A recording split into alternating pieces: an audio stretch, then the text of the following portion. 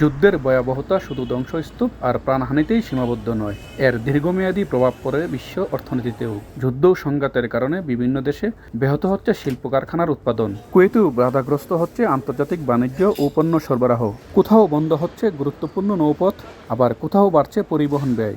এতে উৎপাদন থেকে শুরু করে আমদানি প্রতিটি পর্যায়ে বাড়ছে খরচ।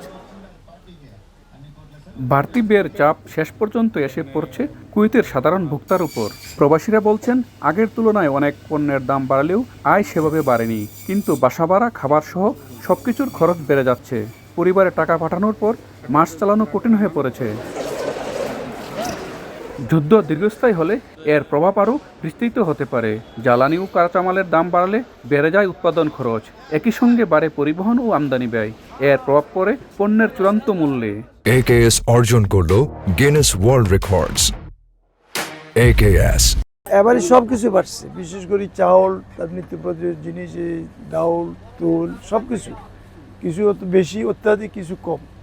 বিশেষ করে চালটা বেশি, সিদ্ধ চালটা বেশি পাওয়া যায় না। আমাদের এখন বর্তমানে খাদ্যদ্রব্যের খুব সমস্যা, আমাদের ক্রয় ক্ষমতার বাইরে গেছে। আগে যা কিনতাম তার চেয়ে ডবলের, প্রত্যেকটা প্রতি পার কেজিতে যেটা ছিল এক দিনের, সেটা এখন 2 দিনের, 15 দিনের এরকম হয়ে গেছে। যুদ্ধের প্রভাব হয়তো কুয়েতের বাজার থেকে হাজার হাজার কিলোমিটার দূরে, কিন্তু সেই সংঘাতের অর্থনৈতিক অভিঘাত এসে পৌঁছাচ্ছে এখানকার সাধারণ মানুষের জীবনেও।